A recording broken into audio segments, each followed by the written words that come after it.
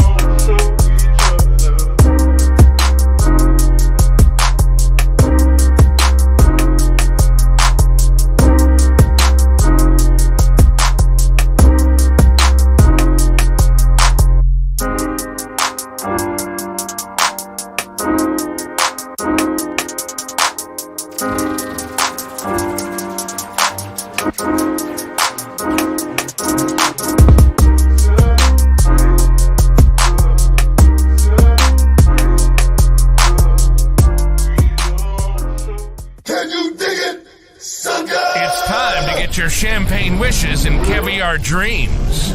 Welcome inside the Hall of Fame. Now, can you dig that? Boom! Welcome inside the Hall of Fame. I'm Booker T, 6-time world champ, 2-time Hall of Famer. Got my man Brad Gilmore here with me, as always, and we getting ready to do this thing coming to you live from ESPN 92.5. I want to thank everybody for stepping inside the Hall of Fame, getting your champagne wishes, man, caviar dreams. Oh, yeah! I'm feeling good today, man. How you doing, man? How you doing?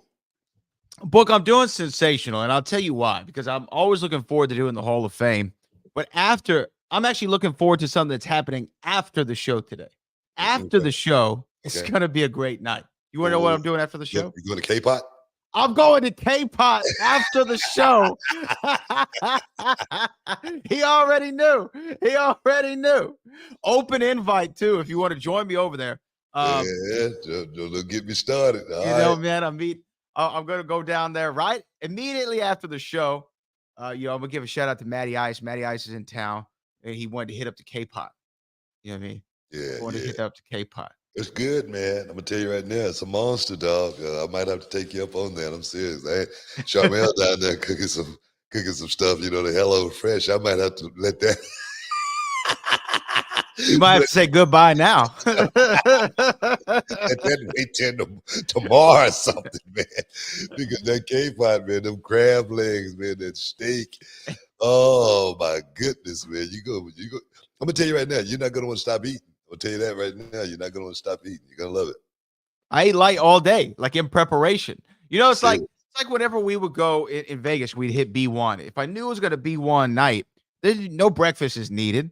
A little light lunch, maybe a little something for lunch, a little snack. You don't want to drink nothing. You know what I mean? You don't no want water, no bread, just meat.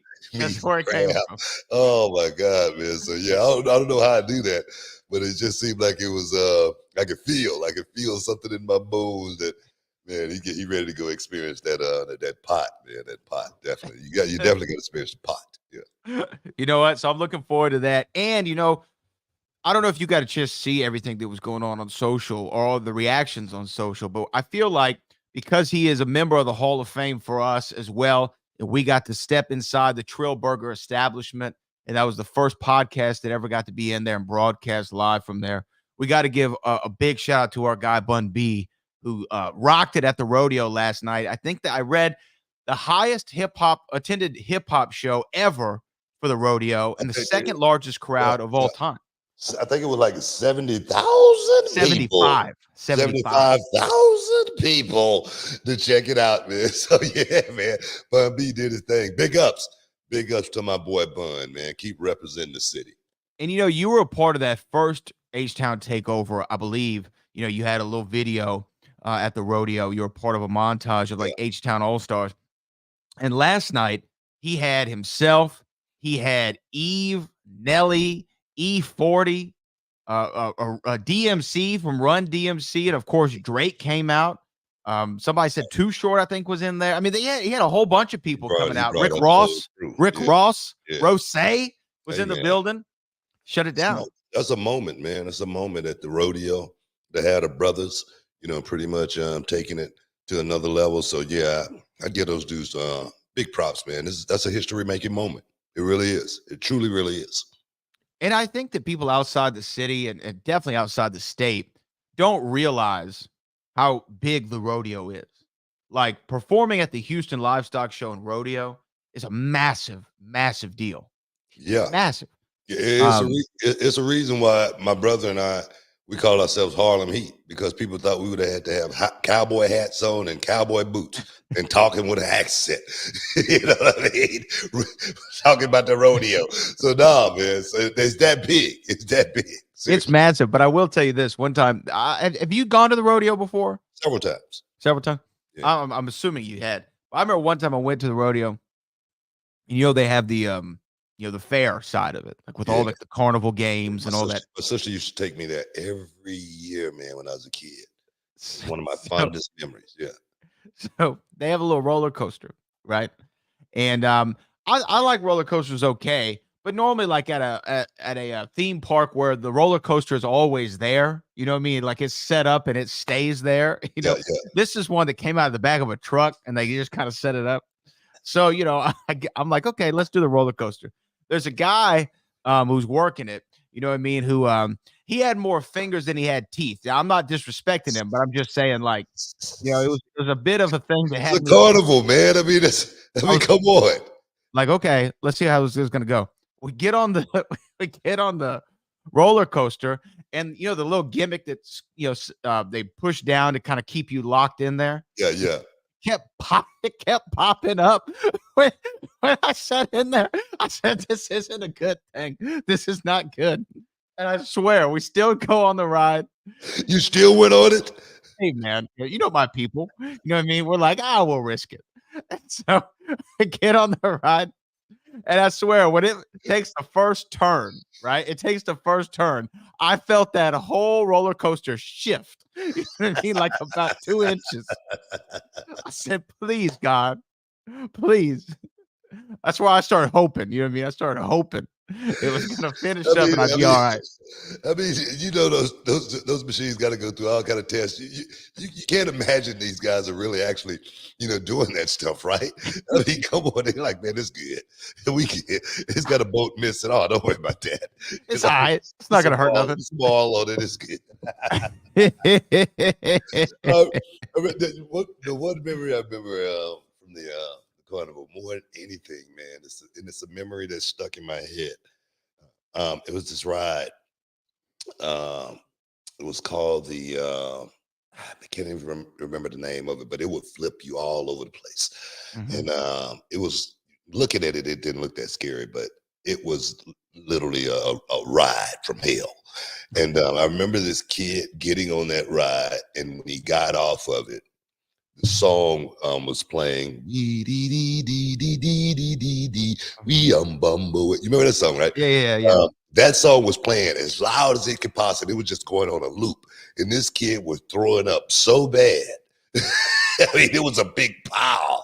And I was like, man, I'm not getting on that, because I don't want none of that.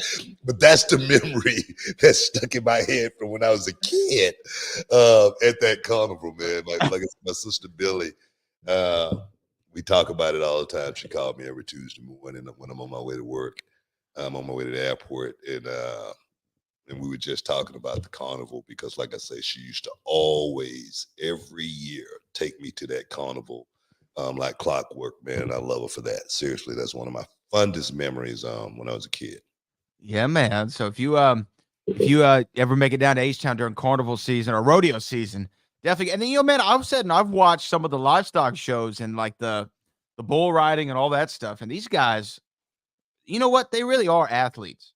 I was looking at clips the other day. I mean, to be able to hold on to that bull when it's going all kinds of crazy. Yeah. And it's Yeah. It takes a certain kind of individual, but talking about riding that bull. I was at the school a few weeks ago, and we was talking about how you got to use your hands. You know what I mean? And we was talking about circling the ring and making sure you use your hands. And I was like, guys, you got to make sure you use the hands. I said, can you imagine a bull rider having that one hand locked in and not being able to use that right hand? I say, you got to use that right hand. You got to make sure you get some balance.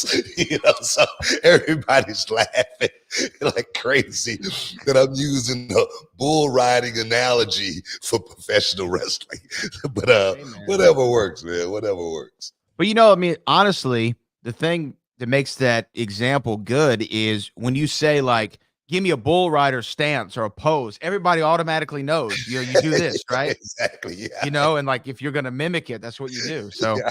it is a good, it's a good illustrative tool. Pretty good analogy, man. Pretty good analogy. What's the point of the rodeo clowns? Like, what are they supposed to do? Is it just like an act? Or do they have an actual like purpose? Do you know? Well, I think the rodeo clowns actually are, the guys that distracted the bulls, right? I get. Is that what they're supposed to do? Yeah, Like get them out of the way? They distract the bulls and whatnot, draw their attention. When the bull rider get thrown off and whatnot, so they won't get trampled. I think that's what it's for. I think you might be right. I think you might be right. Not 100% sure, but I think that's what they're for. What would it take for you to be one of the rodeo clowns?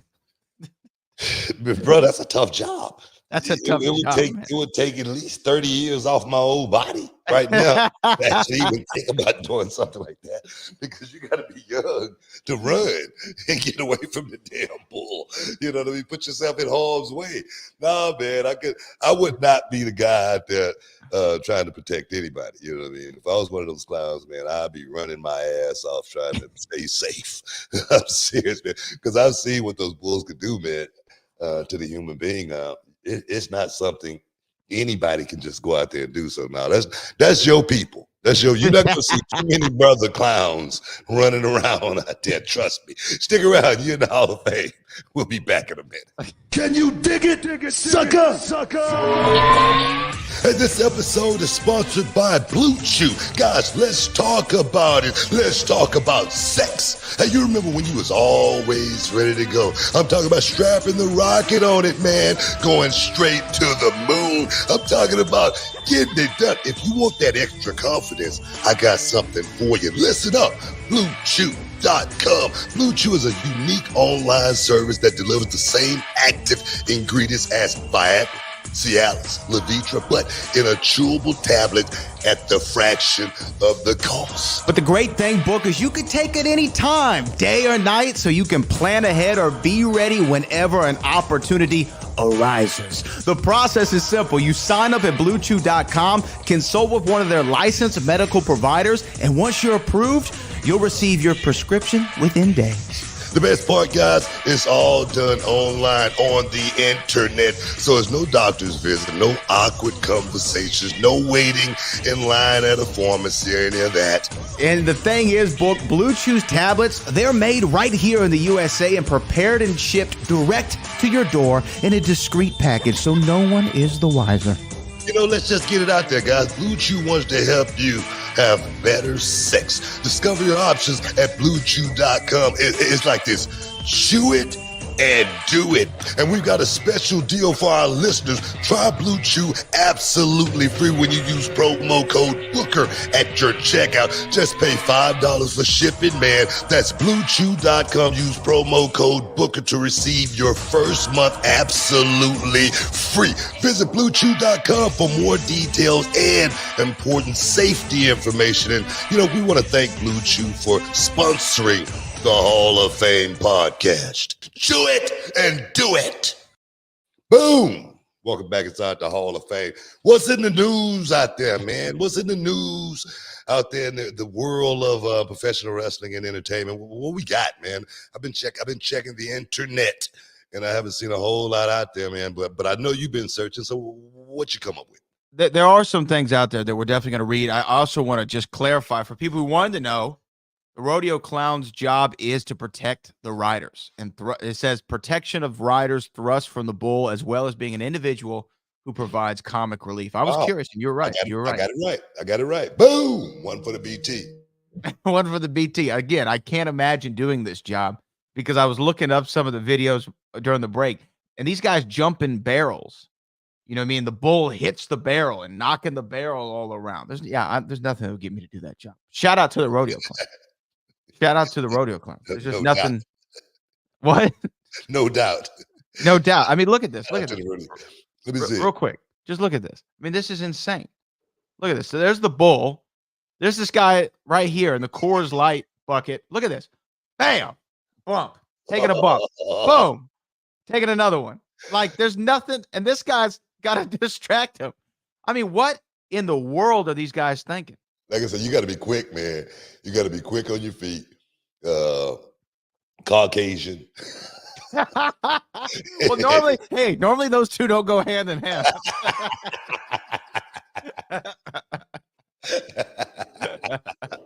But I'm gonna tell you right now, ain't no brothers out there. Ain't no brothers out there, man. None of that. We ain't doing it. We ain't going, and we ain't doing that. Okay, you can forget about it. Oh man. You know, there are some things in the news. Again, shout out to Bun B and the rodeo, Houston Livestock Show and Rodeo. They do a great job every year. 75,000 strong. But 1,000 people. there was a announcement again, though. We've been talking about the Hall of Fame class, which this one's shaping up to be really good. And they announced another name for the Hall of Fame class this year, and that is Thunderbolt Patterson. He's going to be going in to the Hall of Fame. I mean, this is a guy who started in the 60s in pro wrestling and going into the hall here this year. What do you think about Thunderbolt Patterson going into going in? It's pretty awesome. I actually said a few words about Thunderbolt Patterson going into the Hall of Fame. He's going to actually be there live and in person. Mm-hmm. A guy that's paved the way for me.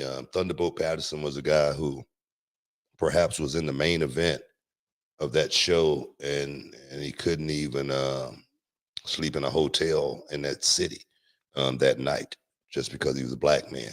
I'm sure those trips up and down that highway back then was definitely a sight to see for, someone like Thunderbolt Patterson trying to make his way in this business. I'm sure he had to go in the back door more times than he had to go in the front door, but he endured that for someone like myself. So I give Thunderbolt Patterson all the praise in the world for going out there and paving the way for someone like myself. I really do. I appreciate it. Yeah, Thunderbolt is a guy who, he retired in the mid 80s. I was reading about him today, just trying to familiarize myself with all of his career. And, worked a lot here in Texas, in Dallas, with Boris Malenko and Fritz von Erich, and went into the Luthez Professional Wrestling Hall of Fame a few years ago, but only right that he's in the WWE Hall of Fame, a trailblazer, and a big guy from what I can tell. I mean, he looked like it. I was watching some of his matches. I don't know how tall he was, but he was a big dude. I wouldn't want to cross him, man. He seemed like a bad ass wrestler. No, and, he main evented a lot of those times, man. A lot of people came, to see Thunderbolt Patterson back then. A black man on top in this business was a rare thing. And Thunderbolt Patterson, he went through everything and was able to, find his way to that spot to where he was, a mainstream player, So I tell you, man, I can only imagine, what he had to go through. But like I said, I can only say I thank him 100 times over. Seriously. What like when you were coming up, you said you're thanking him, was he somebody who, because back then, I guess, let me ask you this actually. How would y'all, like, back when you and your brother were coming up, like, how would you watch tape on the other guys? I guess there wasn't really, like, it's not like the internet now where I could go pull up a Thunderbolt Patterson match and go, ooh, we could take this, this, and this, or pull up a whomever, Gino Hernandez match and be like, oh, we could take that from Gino. How would y'all, like, find tape to watch of these guys? Like, was there a large access to that back then? Bro, we had VHS. I mean, we wasn't like in the Stone Age where we had to put two sticks together and make a fire or anything like that. I mean, Look, no, y'all would go to the library to for a quarter, and you could read the newspaper on those big sticks and stuff back then. Don't give me that. I didn't go to the library. Okay, that's the last place I was going. But but like I'm saying, it's not as like today. no, Like no, when you no. do a I film think study, you're like, hey, no, pull this matchup. I don't think that's the way we did our film study back then. I think we did our film study watching shows. You know, we watched the shows. We knew the guys that we liked. I knew Jake the Snake was one of the best workers in the world. First time I saw it, I was like, man, that's I want to be like that. So I made sure every week when I watched the show, I made sure I watched what Jake went out there and did from an in-ring perspective, from a promo perspective. I said, man, this is a guy that you want to learn from. So I think that's the way we learned back then, opposed to going and just trying to find tape and pulling it up and looking at it from that perspective. I think almost like in real time. Okay, and was Thunderbolt a guy that? Because again, he was retired before y'all broke in. Were you ever able to? Did you rub shoulders with him ever, or did you ever see him at any of the No, spots? he was God rest his soul. Ice Train. Ice Train just passed away a few weeks back. Thunderbolt Patterson was Ice Train's manager in WCW. So I got a chance to hang around Thunderbolt for a minute. I never really chopped it up with Thunderbolt or anything like that. And the thing is, the times had changed from when Thunderbolt was working when I came in. It had changed a whole lot. Even though working in WCW, that good old boy clique, that good old boy system was still around. There was remnants of it, still around, but it had changed a whole lot. But I did get a chance to, sit in the locker room with Thunderbolt Patterson a few times. Well, I mean, so many of the legends who have gone into the Hall of Fame or been inducted, unfortunately, haven't been able to take that stage themselves. Due to passing before the honor was bestowed upon them, and it's great to have Thunderbolt able to actually go and be inducted and have his moment. And I really like this Hall of Fame class. I mean, it's really paying homage to the people who laid the groundwork. When you look at like a Bull Nakano or Muhammad Ali or the U.S. Express, Paul Heyman, now Thunderbolt Patterson. This is a great class. This is one of a really, really solid class. Yeah. I'm looking forward to it. I'll be there. It's going to be a long night. I got to get up early because NXT, of course, is going to be early that Saturday, and I got to make my way to the table. But I'm looking forward to this year. It's going to be a hell of a Mania week. Hell of a Mania week, and I don't know if there's any other names for the Hall of Fame going in. Normally they do like what now, like six, like six, like a tag team, main eventer. Normally a lady goes in every year, and a couple others. So it looks like this might be the full class, and if so, that's great. I wonder who's going to induct Ali. And who is going to accept? I guess maybe his daughter will accept, or somebody from the I can see family. Layla Ali doing that. I mean, she would be perfect for it. I don't think anybody else could do it other than Layla Ali. I mean, I could be wrong, but I think she Like would accept it or do the induction. do the Normally induction. they have someone speak before and then I think somebody accepts it. maybe both. She may be Both. fitting for both. Be honest. She could. I don't know if any because what wrestlers who are rub shoulders with him are around to do like I'm trying to think of like who they would get to even do that. Like when Well, I was finna say, well, Mr. T. Then I say, no, they're not gonna do Mr. T. shout out to Mr. T, but We they're did not that doing that. once. We ain't going We down. made that mistake before. Not inducting him, but the length of his speech was known, Yeah, definitely. I don't know, man. I don't know, but I'm definitely looking forward to seeing the champ, Muhammad Ali, right there up top, right behind me, right there, as well as right immediately to my right here, where I'm throwing that jab, right on his chin, and the hotel of the greatest of all time, Muhammad Ali. But we got to take a quick break, guys. Stick around. You are inside the Hall of Fame. We'll be back in a minute.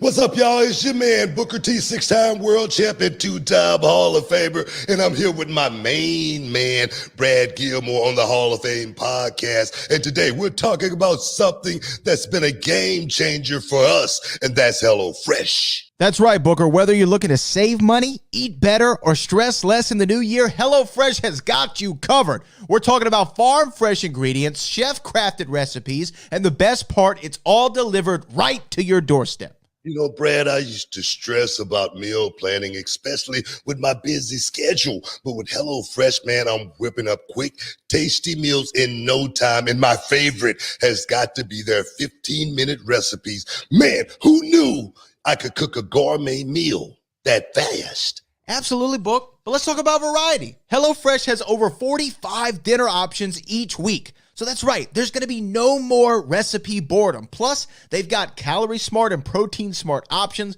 perfect for keeping those New Year's resolutions in check. And you know, Brad, as a family man, I'm sitting down for dinner with my crew, and it's important. HelloFresh quick and easy meals have made that reality, even on the busiest nights. It's just convenient. It's bringing the family together. And don't forget, breakfast fans, HelloFresh is hooking you up, the listeners of the Hall of Fame podcast, with free breakfast for life. That's right, a free breakfast item with every delivery. Now, that's a sweet deal to wake up to. Y'all heard it here first. Go to HelloFresh.com/BookerFree and use the code, man, BookerFree, to get your free breakfast for life. Remember, one breakfast item per box while your subscription is active. Oh, yeah, man. That's HelloFresh.com/BookerFree with the code BookerFree. Don't miss out on America's #1 meal kit. Join us in making cooking fun, easy, and absolutely delicioso. It's HelloFresh. You got it. Oh, yeah. Can you dig it, sucker? It's time to get your champagne wishes and caviar dreams. Welcome inside the Hall of Fame. Now, can you dig that? Boom. Welcome back inside the Hall of Fame, man. We are just chopping it up, talking a little some sports and entertainment. All you super chatters out there, guys, make sure you get your chat in. We'll get to you as soon as we possibly can. But we got a long show for you today. We ain't gonna be skipping out early or any of that. So stick around. Where we going, man? Where we going? Well, at the time, here on Wednesday, AEW Big Business going down in Boston, Massachusetts. Austin. It's all but confirmed that Mercedes Moné, the former Sasha Banks, will be making her AEW debut. Now, this is fresh off the debuts of Will Ospreay and Okada, who came in, and the AEW continues to add new stars to the roster. And man, you know what? Like Sasha Banks, man, Mercedes Moné, excuse me, that is big business. That's box office. I think you said a couple years back when Sasha and Naomi walked out that day they left, and now Naomi's back in WWE, that you thought that Sasha Banks being in AEW would be good for their women's division. I might have that wrong. I believe that's what you said. Do you stand behind that sentiment, and are you excited to see what's going to happen, with Mercedes Moné in big business? Well, I can tell you this. I honestly felt like Mercedes Moné would, when she first left the company. I thought she was too. I thought she would overshadow anything. That's what I said. I thought she would overshadow anything in AEW when she first left. Of course, since she's left for WWE, she's kind of cooled a lot, and then going on to New Japan and then getting injured.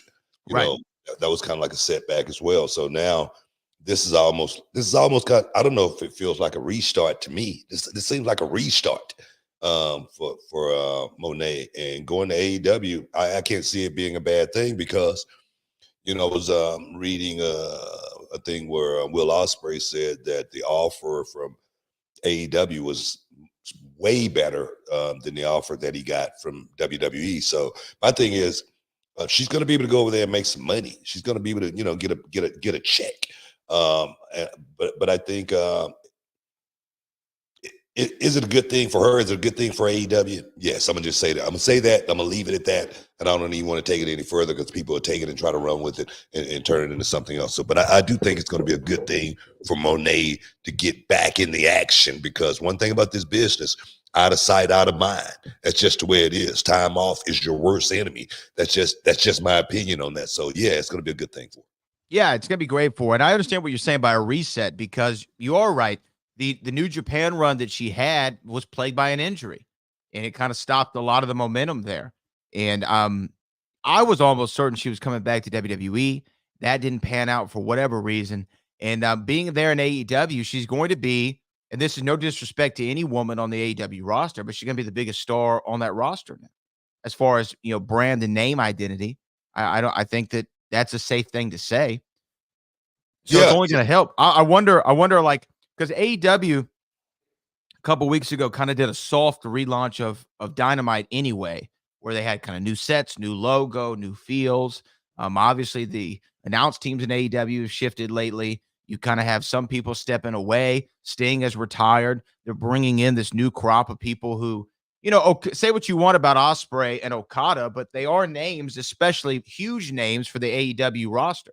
It doesn't surprise me that the AEW offer was better for Ospreay than the WWE offer, because, well, why would that be? I mean, WWE is going to be, they would be great with him, but they're going to be great without him. And that's no disrespect, but they have such a talent roster right now. And to me, it's the same thing with Bellator. You hear Bellator guys always say, oh, yeah, I got paid more for my fights in Bellator. Well, it's because they have to pay more to attract the people over there, right? I mean, you got to. It just makes more sense. You have to give them a more appealing deal, because why would you want to go, and this, again, not disrespect, but why would you want to go to the number two if the number one wants you? Oh, because the number two is paying me more money. Yeah, and I'm sure they're paying big business is the name of the show. And I'm sure it's an accurate description of the check Mercedes Moné is going to get, because they're definitely paying a lot. You see all this stuff going on with Okada and how much they were paying him? No. Oh, now there's rumors on the internet, but it's stupid money. Like stupid money for Okada to come in. It's definitely a gamble. With Tony Khan, he's spending a lot of money and he's really trying to make that thing work. And it is a gamble, whether it's going to pay off or not. But the thing is, I think Tony Khan has enough money in his treasure chest to actually, play this thing out as long as he want to play it out. But yeah, guys are getting paid a whole lot of money to go over there, and for the business, for the guys, it's great. Yeah, it's great. The report from Tokyo Sports, and this is on Forbes.com, says Okada inked a 3-year deal with AEW that will earn him more than $4 million annually. So a year is from what I'm reading here. I don't know what Tony Khan, if that's true. Tony Khan is really putting all his eggs in this thing and saying, "Man, we're gonna do." But the way I see it though is, he's catering to an AEW audience. He's not catering. He's catering to that 700 to 1 million fans that they have right now. He's not catering to anything outside of that box. Bringing Will Ospreay in, bringing Okada in to wrestle, when you can bring anybody in to wrestle, it's not going to move the needle as far as fans go. I look at WWE right now, and this is an amazing time for the WWE, and I'm not trying to blow any smoke or anything like that, other than it is hot right now. I tried to get tickets for my sister in Dallas. I always have a youth group to go to the show, and I tried to get her 10 tickets. The show was sold out. Tickets here in Houston, 13,900. Sold out to the rafters. Austin, sold out. So that's what I'm thinking about more than anything. I'm thinking about, trying to bring in more viewers right now with WWE going overseas, doing all these big shows. It's amazing the buzz that WWE has right now. And the thing is, I go do NXT on Tuesdays, and now it's people in the airport waiting to get my autograph when I get off the plane. Going through it's crazy. That's how big it feels like it like in the 2000s, early 2000s, when I was with WWE. Everywhere we go, people follow, and that's the way it feels right now with WWE. And I think that's the problem. I wouldn't say the problem. I think that's what AEW needs to try to think about and try to find that space to where we're getting as many fans as we possibly can to these arenas, getting as many fans to watch this product.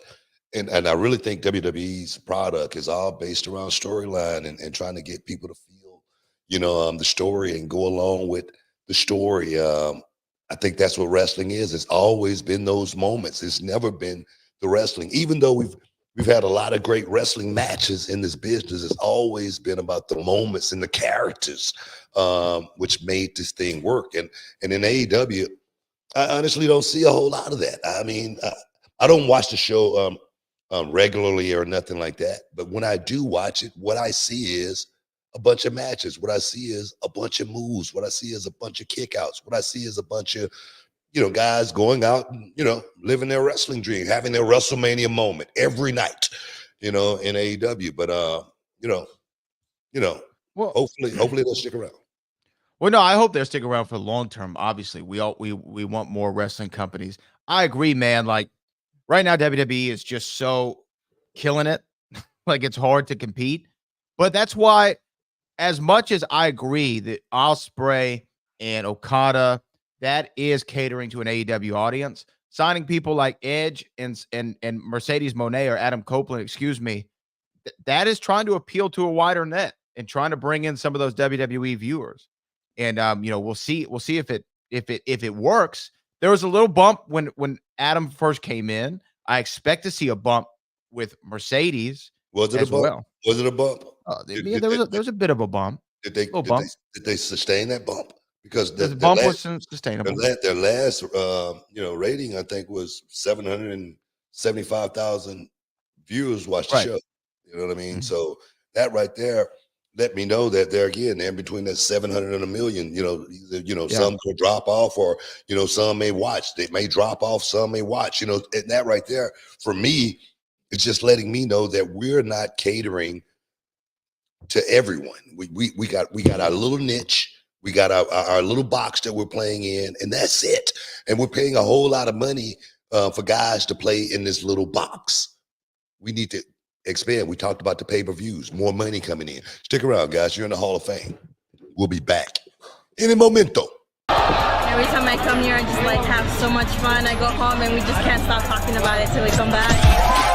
The whole roster, top to bottom, star-studded guys. We drove 12 hours from Atlanta. This comes to one mission for the world. It's one of the premier independent wrestling promotions across America. It's a well-oiled machine, and there's a lot of good talent. It's very rare on in these shows to see so much talent on one show. The organization that he has right now, I think and truly believe that it's one of the best organizations out there.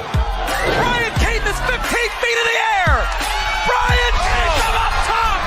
A lot of fun, a lot of good athletes, good wrestlers, good family fun. I've been around with a lot of the other independent groups, but this to me is a very, very top and first-class operation. Reality of wrestling, one word, heart. And that's what Booker T is bringing to Houston. It's already special. He's created opportunity, and he's creating great talent, as you guys well know. Can't make it happen without these young people, without the fans coming out and supporting this thing. This is the flagship of Texas wrestling. This is the beginning of something big. It ain't gonna stop. It's the best damn promotion in the country right now. The best independent promotion in the country. The best talent, the best coach and teacher that there ever was. And this is where it's at right here in the reality of wrestling. Believe that. Oh my goodness! A Davidson driver! It's a very professional. It's a very good production. Booker's doing it right. I really enjoyed being a part of it. Oh, what a rush. The future of wrestling is reality of wrestling. That's the reality of the situation. I'm Roddy Piper, and you're watching Reality of Wrestling. Be there, be square, babe.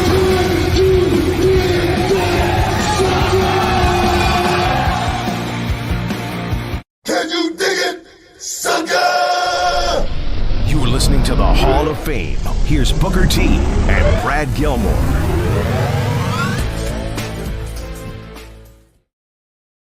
Welcome back inside the Hall of Fame, man. Talking a little sports and entertainment.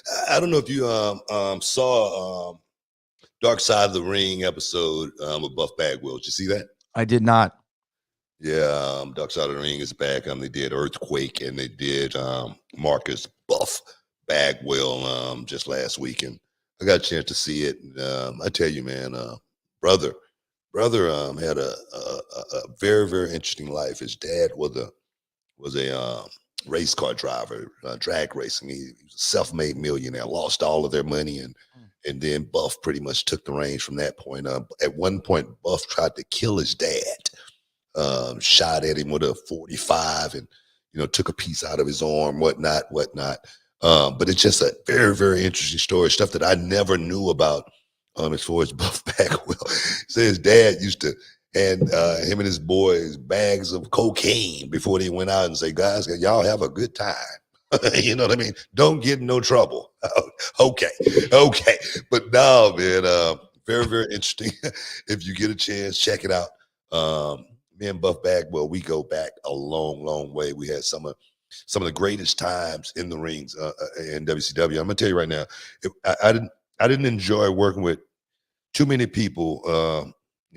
Like I love working with Marcus Bagwell. We used to have so much fun pulling off this one spot tackle, drop down, leapfrog, stop tackle, drop down, leapfrog, hip toss, drop kick. Man, it was just a beautiful, beautiful scenario.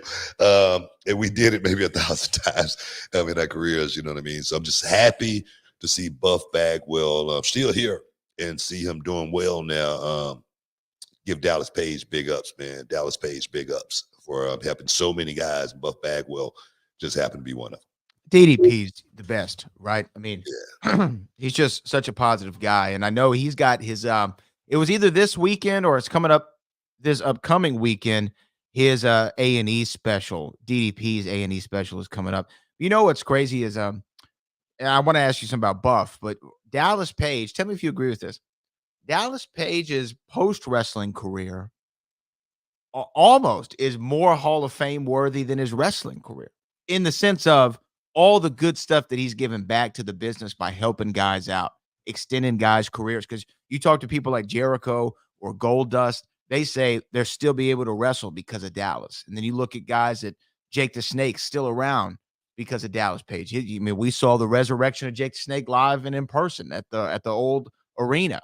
Dallas has done so much good work after his wrestling career stopped. You could make a case that just part of that is Hall of Fame worthy. Yeah, I mean, no doubt.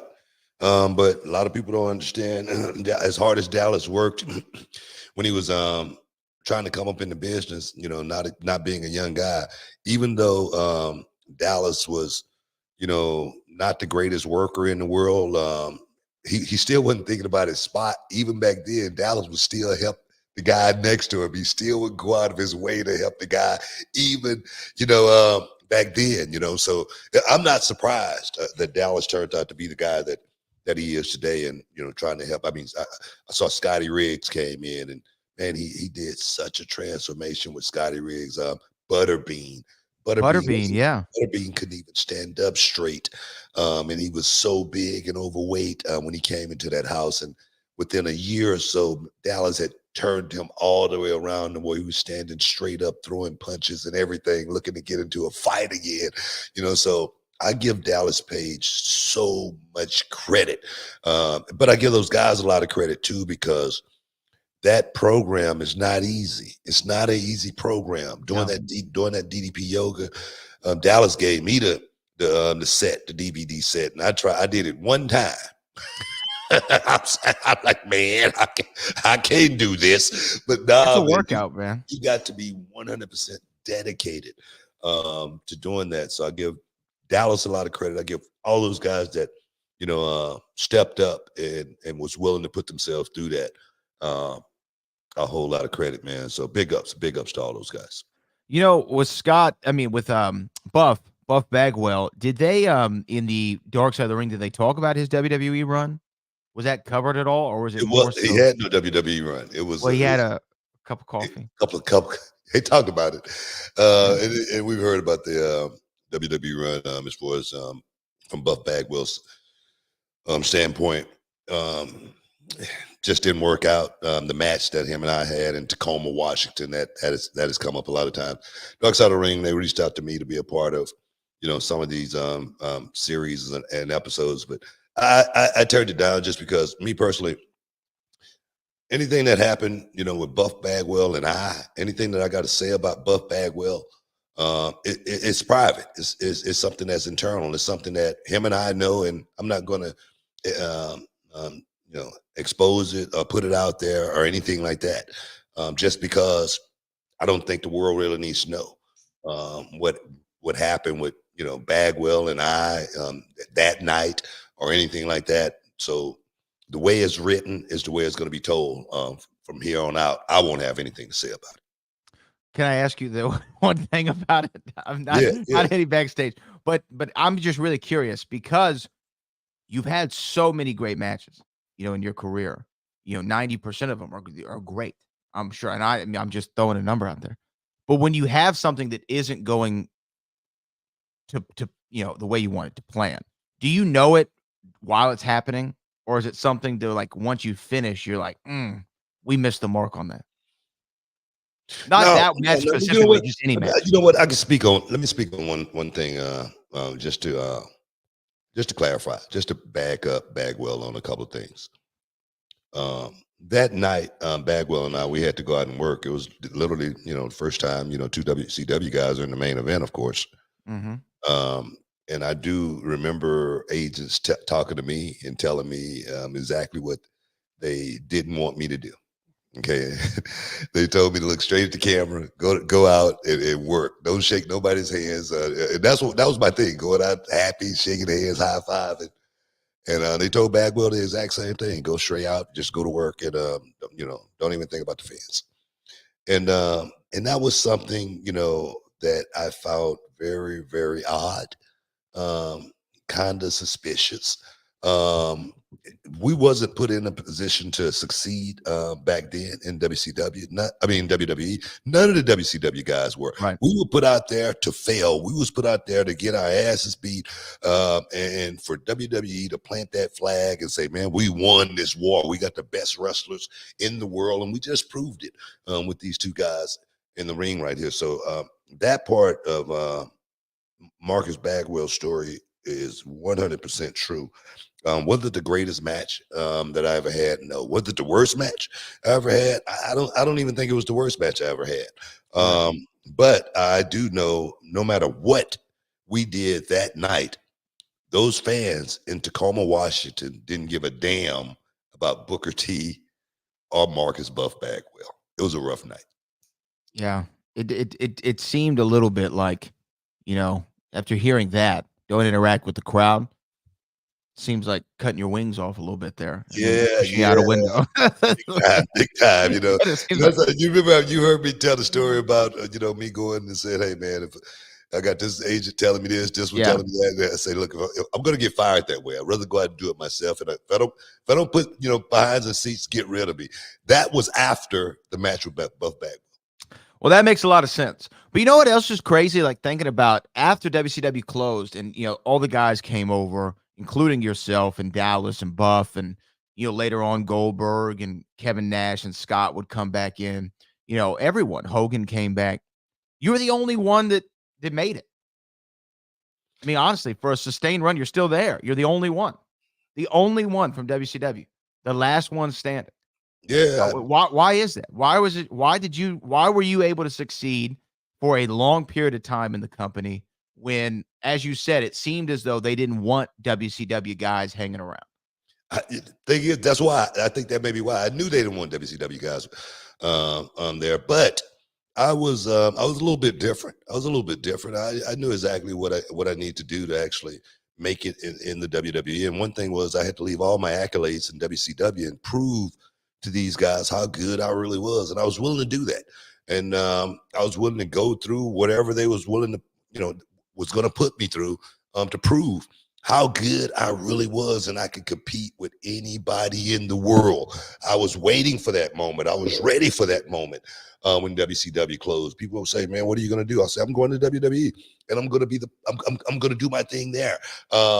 When the doors closed at WCW, and I left the World Heavyweight Champion and the United States Champion, I knew I had a chip in the game. I knew that these guys perhaps had something planned for me, but I had to go out there and do my part. And what I tell guys always in this business, tell my young guys, and I stress it to them: if you do not know how to make it in the locker room, you have no chance at making it in the ring. So that was my main objective: make it in the locker room first, and the rest of it will work itself out. Stick around, guys. You're in the Hall of Fame. We'll be back in a momento. Can you dig it, sucker?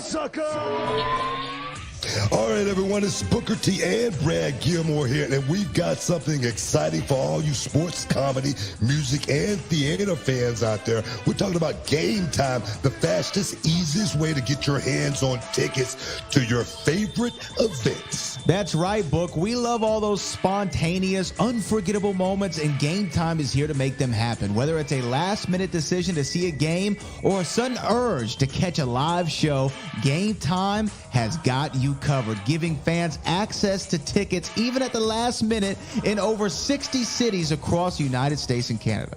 Hey guys, this ain't about getting in. This is about getting the best seats in the house. With Game Time, you can see images of your seat before you buy it. So no surprises there, guys. You can score tickets swiftly. Skip the line, guys. Just dive straight into the moment. Absolutely. And listen to this. Game Time guarantees the best prices. Find tickets in the same section and row for less elsewhere. Game Time will give you a credit of 110% of the difference. So there's no reason to wait, bro. So whether it's the thrill of the game, the laughter of the comedy, the rhythm of the music, or the drama of the theater, guys, don't let the opportunity skip by. Choose Game Time. Grab your tickets and just enjoy the moment. Live should be spontaneous, Book. So guys, don't miss out. Check out Game Time now on their app or at gametime.co. That's gametime.co. Take the guesswork out of buying tickets with Game Time. Just download the Game Time app, create an account, and use the code BOOKER for $20 off your first purchase. Terms apply. Lowest price. Guarantee. Oh, yes. Welcome back inside the Hall of Fame, man. Where we going, dog? Where we going? We just finished up with Mark Bagwell and his story. Like I said, guys, if you get a chance, check it out. They do show some clips of Harlem Heat on there, so I did make the cut. You made the cut anyway. They're like, we're going to get him in here somehow. We've been talking about some of the stories that are going on in the wrestling world. Again, AEW big business is going on. NXT was last night, Monday Night Raw. You know what? Let's start. I want to talk to you a little bit about Monday Night Raw. I know you don't like booking the show. I'm not going to ask you to book the show, but the main event was a gauntlet match to figure out who was going to face Gunther at WrestleMania for the Intercontinental Championship. Sami Zayn ended up winning that match. So it's going to be. You watched it, right? You watched it. I did. Let me get your opinion on it. How'd you like the gauntlet? How'd you like it? Gauntlet was cool. I mean, are you asking me like the finish or just the match in general? Everything from the beginning. I liked it, especially when it was Gable and Sammy. Mm-hmm. You know, Gable, bro. I'll tell you this about Chad Gable at the end of that match. I mean, having flashes. Literally, you could have put 2001 like Kurt Angle on one side of the screen and Chad on the other, going into that finish when he did the straps down and went into the ankle lock. I mean, it was frame for frame like Kurt Angle from back in the day. What did you think of it? No, I thought it was a really, really good match. I thought the whole thing was good. The gauntlet from the beginning to the end. Yeah. I thought the right person won. A lot of people were pulling for Chad. A lot of people were pulling for Chad, and I get it. I get it because of Chad had the awesome match with Gunther. But I think Sami Zayn's moment has been lingering and lingering. We've been wondering what's going to finally put him over that top. And I thought it was this match. So for me, I thought the right person won. Of course, Chad could have won. They could have did the thing all over again, but nobody really is going to give Sami Zayn, the edge over Gunther, no matter what. So that match right there is going to have so much more, of a compelling story. Of course, Chad Gable took him to the limit once. We know he's capable of going out there and beating Gunther, but we did not think, Sami Zayn was going to perhaps, beat Chad like that. Me personally, I had a feeling, that it was going to go that route, just because it's just a much more compelling story with Sami Zayn. Sami Zayn has come so far in this company. I remember watching Sami Zayn overseas. It was the first time I watched him work, and he had that baby face fire. I was like, man, this guy, he's got something, but I don't know how long he's going to stick around here. That's just the way I felt about Sami Zayn. And then I watched this guy grow. I saw him literally grow right before my very eyes. And then when he did the bloodline thing, you might say Sami Zayn was the MVP of that thing, when it was, in his stride. I mean, he really had a whole lot to do with that thing. It seemed like a joke at first, but it literally put the rocket on Sami Zayn. So for me, I'm going to be looking forward to that match now more so than any. I talked to Sami Zayn actually on Tuesday morning. We were flying to Orlando, and we were sitting next to each other on the plane. And I swear, same thing like you just said. So many people was pulling for Chad Gable in that match. And Sami, I said, man, what a match, man. I said, what a match. You're going to look back on this one day and say, man, that was the one. That was the one that catapulted me to the next level. That was the one that, put me in the light and let people see exactly, what I can do. And he was so literally upset about the online, heat that he got from the fans. He's like, man, I thought the fans loved me. You know what I mean? And then next thing you know, I see all of this stuff and I say, man, you can't listen to that white noise. So you got to think about how great that match was. And you're going to look back on it one day and say, man, that was some really, really good work that I did. But he still, like I say, was feeling that he let someone down just because the fans didn't think the match was as good as, I thought it was. And yeah, the match was excellent. I thought it was excellent. The match was excellent. And you know what? I don't want to give too much away, but like the finish was very smart. I'll just say that. Like the finish was smart, the way that it was laid out. You know what I mean? And Sami, look at Sami's last. Let's just talk about his last two WrestleManias. Okay, going into this one. WrestleMania 38, he had to go out there and work with Johnny Knoxville. Okay, who's not a wrestler, who's not an older cat, you know what I mean, not an athlete.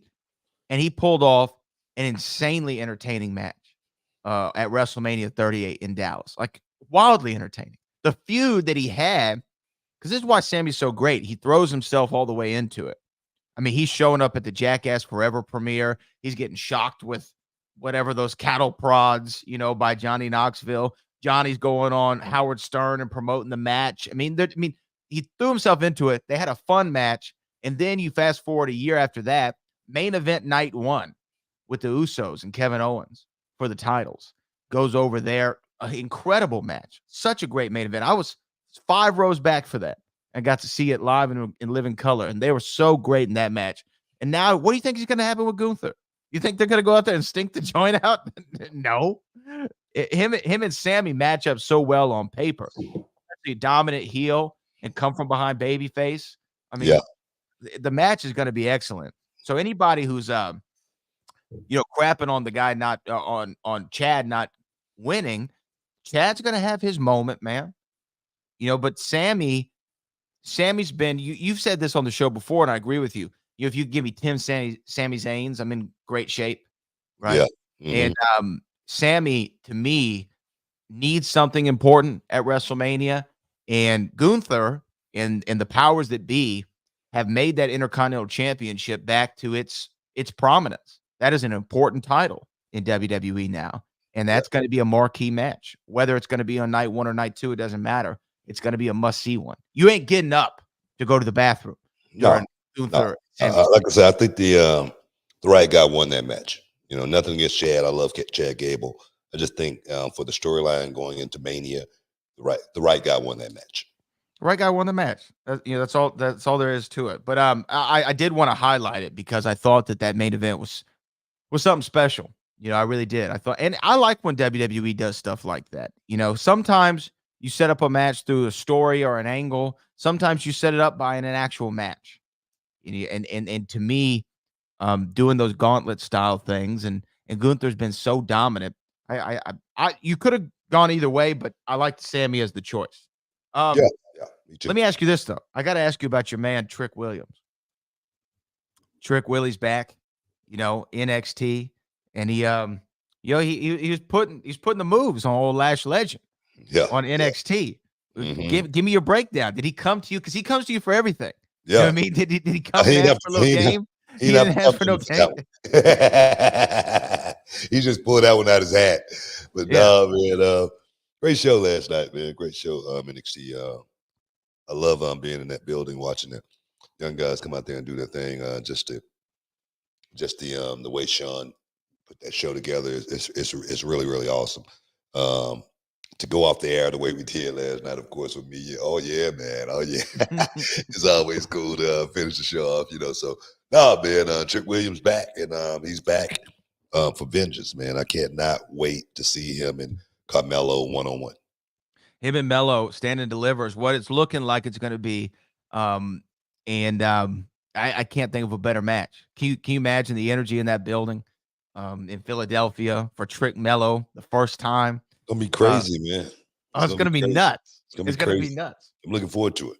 Now, careful observers might have spotted somebody there in the crowd last night at the NXT tapings. CM Punk was seen taking in the scenes. Did you see Punk last night at the NXT tapings?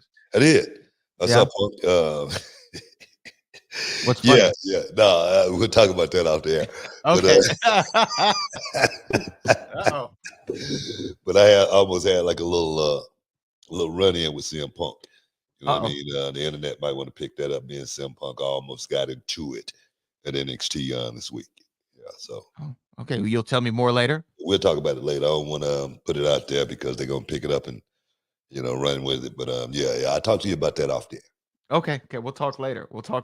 Also want to give a shout out to Ariana Grace, who I'm not sure what the charity was for, but I think before her match on NXT tapings had a charity car wash and raised $5,000. Did you see this online? I did not.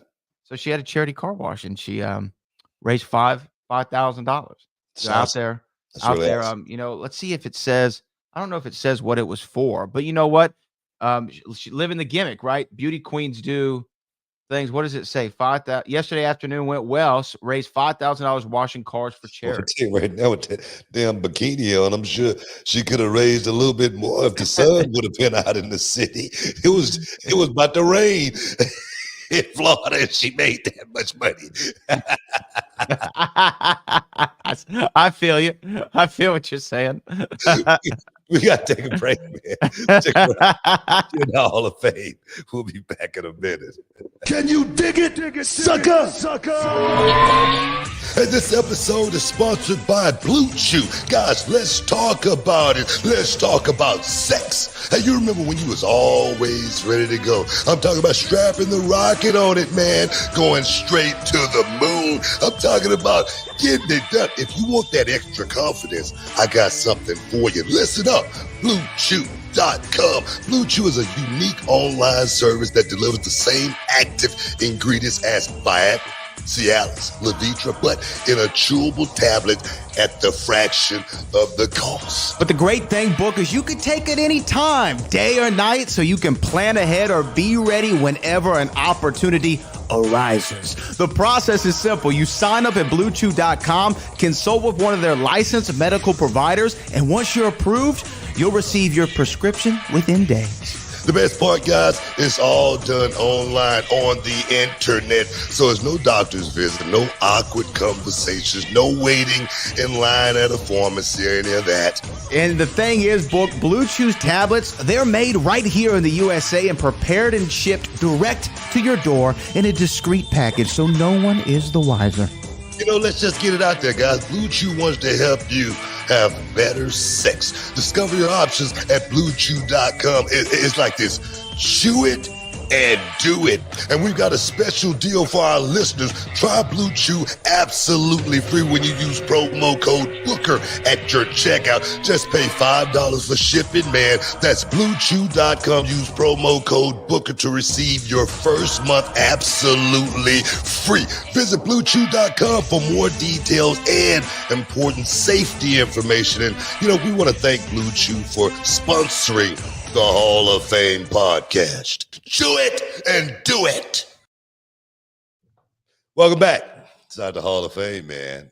We got the super chatters. Should we get to the super chatters, man? We don't want to run out of time and not have gotten to everybody today. So let's get it started. Let's go to the chatters. Let me pull up my little gimmick. I should have this like on the ready quickly, but here we go. Our first super chat of the day. Give us some Roni, brother. Oh yeah.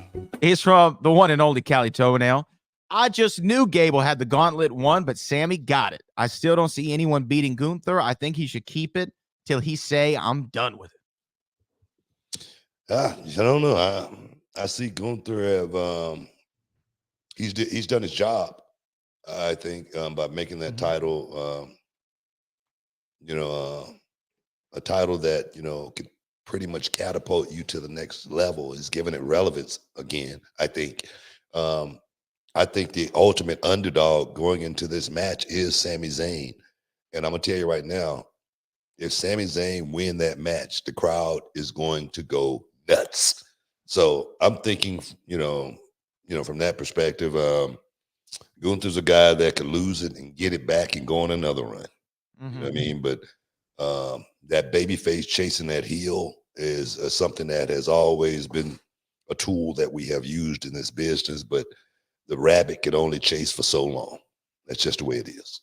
Yeah, and I think that for Gunther, he's done what he needs to do with the Intercontinental Championship. He's now got the longest reign in history. No one's ever probably going to come close to it, at least in a very long time, because Honky Tonk Man had it before that. And I think it's time really for Gunther after WrestleMania to start looking at that world title. I mean, that's what I think too, but I'm not going to say it. Well, I'm saying it. Damn it. I think it's time for him to look at that world title, especially on Raw with Seth. Seth and Drew got a good program going, and I really think Drew should have his moment in the sun as well. But that's what's great about the WWE roster right now. It's just so stacked with talent. Yeah. And some guys might have to just wait on the side until it's their turn. And because there's so many guys on top. And I was thinking about this too. With Seth and for Cody and Roman, they're all going to be working twice at WrestleMania, right? On night 1 and night 2. Does that come with 2 checks? Or do you just get one WrestleMania paycheck? It's got to be 2 checks. I'm trying to figure this out. It's got to be 2, right? It's got to be 2 checks. I bet you when they call me like, hey, can we get you to work in a tag on night 1? Yeah. Sure. Sounds like a great idea. You want me to do the NXT as well? It's going to be a hell of a night for those guys because I'm going to tell you right now, just even being in a tag, they're going to have to go out there and let it all hang out. They're going to have to leave. Main event. It's WrestleMania. So I can see that tag match being grueling, man. Setting up Cody for night 2, coming into that bruised, battered, and torn. So I'm looking forward to it. Yeah, and I know you don't like booking the show, but I do think how do Rock and Roman not go over on night 1? Because if there's a bloodline rules stipulation, like if they lose, if you tease it, you got to give it to them. But anyway, that's just what I think. I'm not booking it now, so I know. Cali Toenail, we need a petition going for the Nasties and Demolition to go into the Hall of Fame. I know. I'm with you. I'm right there with you. Yeah, I've been lobbying for Nasty Boys for quite some time. I don't know. I think they may have one more name that they may pull out for the Hall of Fame. So hopefully that name will be Nasty Boys or Demolition. I don't know. Like I say, I've been pulling for the Nasty Boys just because I think they deserve to be in all the matches that we had with the Nasties, and what I got a chance to see the Nasties do before I ever got a chance to see them in the ring was, quite a lot. So I just feel like those guys have busted their ass enough to get inside the Hall of Fame. It may be Knobs. They may not want Knobs to get up there and get that damn microphone. That might be it. That But might be the first and only Hall of Fame promo pre-taped. well, Knobs is the reason why we don't have a limo contract anymore. So yeah, but So there's so many people out He there. might be the reason why, but I'm still pulling for him. There's so many people out there. I mean, we've talked about before, like Lex Luger, Ken Shamrock. I think Sable should go in the Hall of Fame. Elizabeth? Is Miss Elizabeth in the Hall? I don't think she is. I don't think so. Miss Elizabeth for sure. I know it's because there's issues with Owen's widow. I don't think that Owen's gonna get that WWE induction, but I mean, I would love it as a fan to see Owen Hart in the WWE Hall of Fame. Yeah. But there's so many guys, so many. Eventually a Bray Wyatt induction is gonna have to happen for his contributions, although cut short. Rest in peace to him. I think that he goes in there. There's still a lot of names, that haven't gone in. Yeah. And you know what happened? Batista was supposed to go in a couple years ago, and what I happened? think it was a conflict with the schedule. He was doing a movie or something like that. Yeah, I mean, Batista obviously still got to go in at some point. So there's a lot of people who still need to go in the hall, but Nasties definitely, Demolition definitely. Yeah, but definitely. we're glad for everyone who's going in this year. It comes from John JID 999. Super chat. I heard Dusty took from some of Thunderbolt Patterson's style, especially his promos. If you move, that's a line from a famous Thunderbolt Patterson promo. There you go. Yeah, I loved it when Thunderbolt used to say, "Call somebody." You can call collect, but call somebody. And I'm like, who you gonna call? And why am I calling them?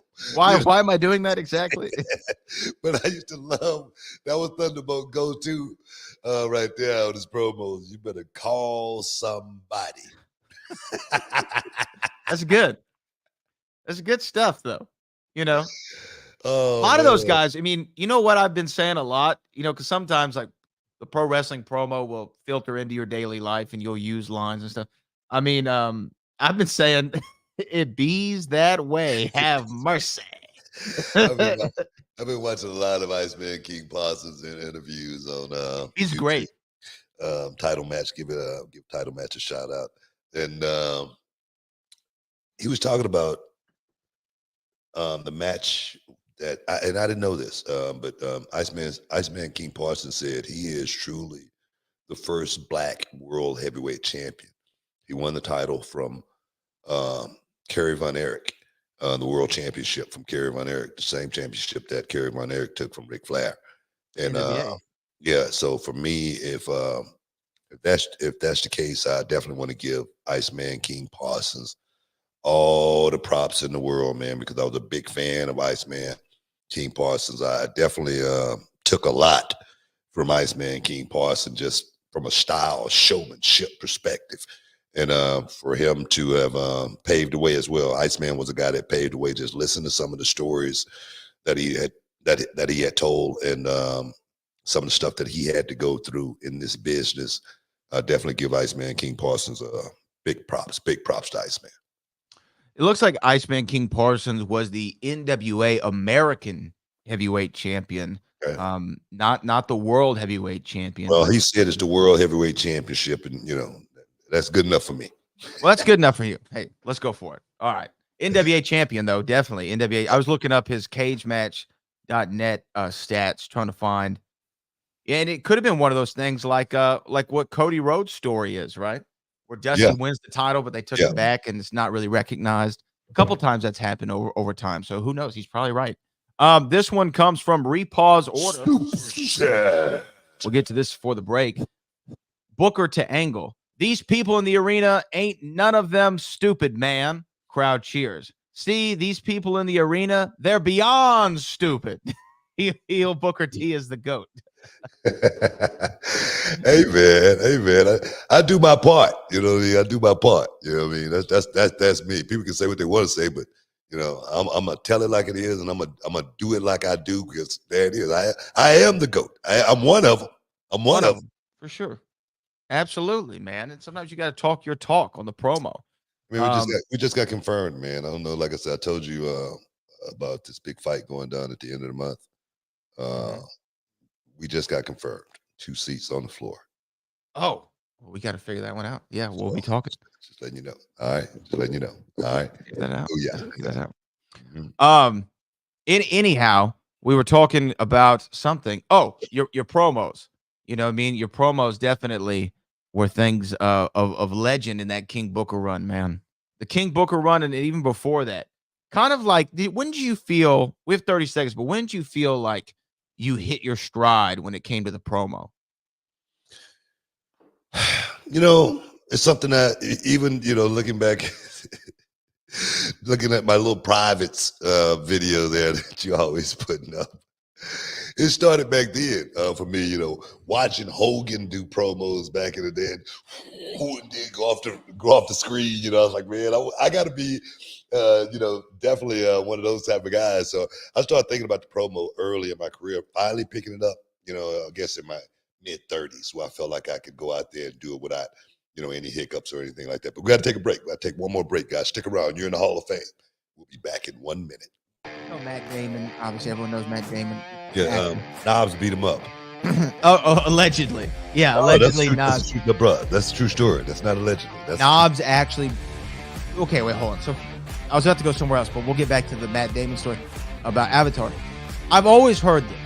They were at some bar where in Boston. Somewhere, I can't remember where it was. And Matt Damon happened to be there, and the Nasty Boys and some of the other boys were there. And what he and Knobs, what happened? What happened? Look, I don't know exactly what happened, but my brother was there. Knobs beat up Matt Damon in a bar, and the thing is, they probably didn't know who Matt Damon was. Knobs and Sags, you know, probably didn't know who Matt Damon was. Matt Damon was just a kid back then. He was just getting started. You know what I mean? So it wasn't like he was the same guy that played Django. Oh, that was Leonardo DiCaprio, right? Yes. Well, you know, they both look kind of alike. Welcome inside the Hall of Fame. Now, can you dig that? Welcome back inside the Hall of Fame. Every time I see that, man, It makes me laugh. I just start laughing. Because they do look kind of alike. That's a Joe Biden moment. You know what I mean? You know, when you try to make sure you get this right. You know what I mean? Oh, man. Gotta love it, man. Okay, our next one here comes from Hugh J. Hugh J. Says, pick one: whiskey or rum, vodka or tequila, beer or wine, a blunt or a spliff, late 90s WWF or WCW, Bret Hart or Shawn Michaels, Road Warrior, the Steiners. Well, that's more than one to pick. Oh, my God, man. Steiners, vodka, spliff.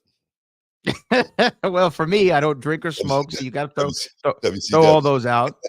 Late 90s WWF for me. I got to go Shawn over Bret, and I got to go Road Warriors over Steiner. I go Bret. I gotta go Shawn. I was a big Bret fan. I didn't take anything from Shawn as far as me going out there and trying to mimic him or anything like that. But I definitely took my suplex style from Bret Hart. But I like that he sent this in, because these are the kind of things I want to do. I want to play this game with you one day, you know, fame or shame.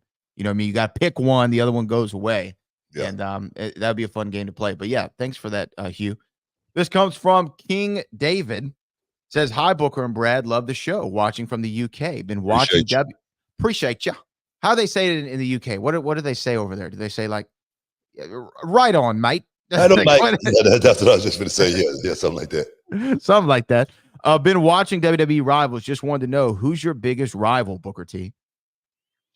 You know, I really wish they could have done the rivalries of Chris Benoit and Booker T.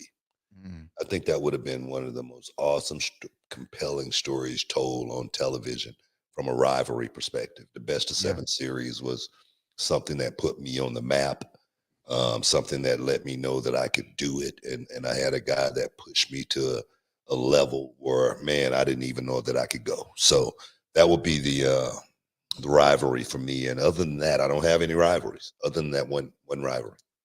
Sometimes you would say Jericho. I've heard you say that before, that Jericho was one of your good rivals. Well, Jericho and I, we had, it was a good feud between Jericho and I, but the feud was not on television as much. It was just a feud between him and I. It was a contest between him and I to go out there and produce and perform, better than we did the last time. And a lot of times those matches was with each other. So we was out there trying to shine each other up the best we possibly could as well. So man, Jericho was definitely a guy that I had a lot of interactions with, but I really wouldn't call those like television feuds or anything like that. Then when you got to WWE, but see here in your WWE/F run, you had a lot of feuds. I mean, you had the feud with The Rock, you had the feud with Austin, you had the feud with Batista, you had the feud with Eddie, you had a feud with JBL, you had a feud with The Undertaker. I don't really call those feuds. You don't? Okay. They wasn't sustained feuds or anything like that. It wasn't anything that Triple H. Exactly. We didn't put a whole lot of time into those feuds. Triple H feud might be the one that they could actually talk about because it was going into WrestleMania. And then you later faced him at SummerSlam.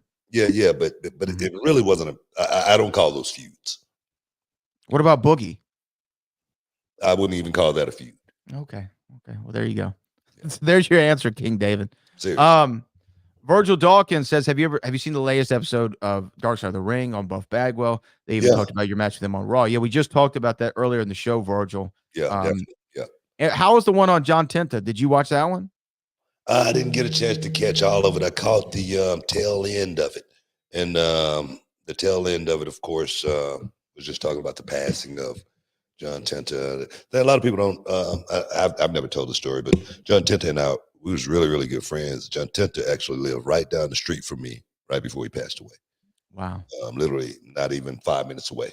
And I would visit him, certain times, whatnot, right before he left this earth. I'm gonna tell you right now, not gonna find a better guy, man. That dude was such a good dude, man. Had such a big heart, and I definitely miss him. But I didn't get a chance to see it. I definitely go back and watch it. It's just kind of sad sometimes watching those kind of programs. Yeah. I can't watch the Dark Side of the Rings. I just can't watch any of them. It just gets me down. On. Well, I know they got Sherry Martell in this crop that they're going to be doing, and they called me for a couple of comments for that one as well, and I just couldn't do it. I just couldn't do it because I know what the outcome is going to be as far as it wasn't pretty at the end, and most of these Dark Side of the Ring stories, they aren't pretty, and for me, I just don't want to have anything to do with that. Yeah, no, I hear you. This one comes from Jamal Bryant. How about Mello versus Trick with Booker, the special ref, and boom, Booker turns on Trick, and we get Booker versus Trick in Reality of Wrestling. Got your damn mind. That ain't happening. I mean, just to ref the match, man, the getting up and getting down, all of that stuff. I lose my damn mind. No guest ref for me. I'm going to be sitting there at the table. I'm going to be watching it. I'm not turning on anybody. I want to see both of these guys come up. People talk about, Mello right now and his attitude. I blame myself for a lot of the Mello attitude right now because all of those sessions Mello and I have had. I've always told Mello, man, you can't be friends, man. You can't be thinking about, anything but number one. You got to go out there and be thinking about checks and championships at the end of the day. We can be friends when our careers are over with. The same thing, I tell Trick the same thing, man. You got to go out there and you got to beat these guys up. It's not one of those business where you can't think that to be selfish most of the time. You got to, if you want to make it to the top. That's just part of the business. So man, I want to see both of these guys excel all the way to the top. And, that's just the way it is. Do you think that there's probably more pressure for them on this match than any other match they've ever had in their career? Oh, yeah. Because it's going to be two guys out there that I think about, just say, for instance, the Dragunov versus Trick Williams. And then I think about Dragunov versus Carmelo. You got a guy in Dragunov that's going to drag it out of you. He's gonna make you work. You know, and if you don't work, he's going to draw you in, and he's going to draw you in and drown you. That's just the way it is.